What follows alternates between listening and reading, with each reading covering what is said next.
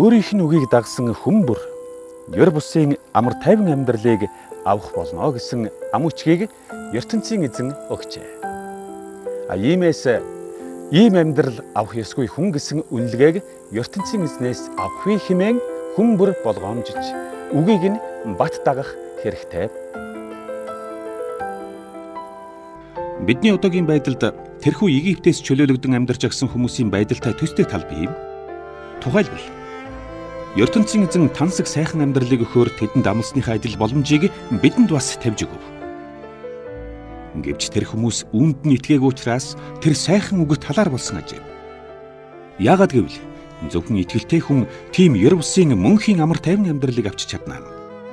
Иймээс олон зуун жилийн тэртээ ертөнцийн эзэн итгэлгүй хүмүүсийн тухай ярихдаа би тэднийг хэлгэн шийтгэж тансаг сайхан оронд суурьшуулан амар тайван амьдрал өгөх гэж байснаа болж тийш хизээж оруулахгүй гэдгээ тан гаргалъя гэжээ. Ийм амьдралд орох боломж үргэлж бий учраас ертөнцийн эзэн энэ үгийг хэлсэн. Учир нь урьдчилан ертөнцийг бүтээж дуулсангуутаал тэр бидэнд амар тайван аж төрөх боломжийг өгсөн. Энэ ертөнцийг хэрхэн бүтээсэн тухай түүний сургаалд бичигдээ. ертөнцийн эзэн 7 дахь өдөр эхлэхээс өмнө бүх ажлаа гүйцээсэн учраас 7 дугаар өдөрт амарчээ. Энэ үгийг ертөнцийн эзэн хүнээр дамжуулан сургаалдаа бичүүлж 7 дахь өдрийг амарт болгон тогтоохдоо хүмүүст бас амар тайван байдал байх ёстой гэдгийг илэрхийлжээ.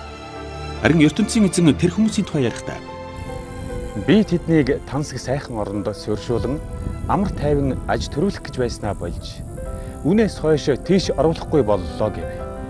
Тийм учраас ертөнцийн эзнээс ёр бусын амар тайван амьдралыг авах тухай үннийг анх сонссон хүмүүс зөрж татгалзнаас болж олон хүн авч чадсангүй. Гэтэл ертөнцийн эзэн хүмүүст дахин боломж тавьж өгч дахин тийм амьдралд орох үеийг тогтоов. Энэ бол яг одоо юм. Амар жаргалыг авч чадаагүй тэр хүмүүсээс хойш олон зуун жилийн дараа ертөнцийн эзэн Давид хаанаар үгэн дамжуулахтай. Хэрв одоо та нар миний үгийг сонсвол бүү зөрүүдэлж татгалзаарай гэлээ. Урд нь би энэ үгээр иш татсан билээ. Цөл хээрийн нүүдэлчин амьдралтай тэр хүмүүсийг мөшөхийн дараа Ишуга удирдан Хинан гэдэг тансаг сайхан оронд дагуулan аваачиж суурьшуулсан байна. Гэтэл түүнээс хойш олон жил өнгөрөхөд ертөнцийн эзэн Давид хаанаар энэ үгийг дамжуулсны шалтгаан нь бол Ишуга тэднийг мөнхийн амар тайван амьдралд оруулж чадаагүй гэсэн үг. Хэрв тэд үүнээс болж үнэхээр амар тайван болж чадсан бол ертөнцийн эзэн хойно хожим Давид хаанаар дамжуулан тийм үеийн тухай дахин ярих шаардлагагүй байлаа. Гэтэл энэ үгээрээ ертөнцийн эзэн өөрийнх нь болсон хүмүүс хизээ нэгэн цагт ёр бусын амар тайван амьдралд орж чадна гэдгийг илэрхийлжээ.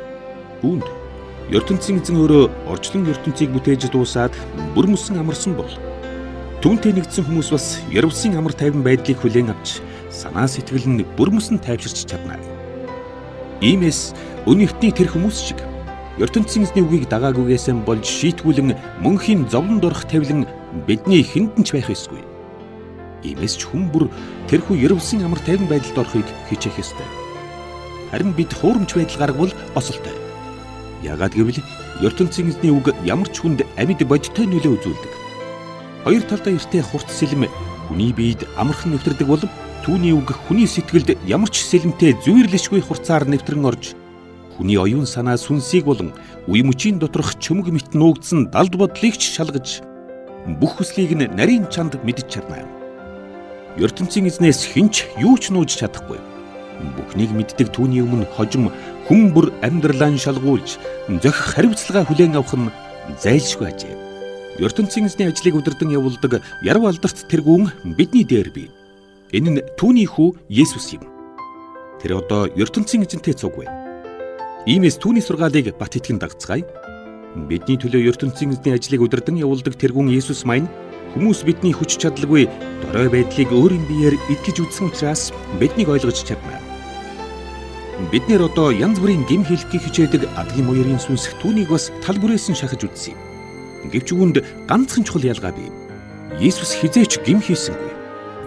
Тэр бидний байдлыг үнэхээр сайн ойлгодог учраас ертөнцийн эзэнд бат найдан ойр дотно байж түүний хайрыг бүр мөсөн хүлээн авцгаая. Тэгвэл зовлонд орсон цагт маань тэр биднийг илүү өрөвдөн хайрлаж туслах болно.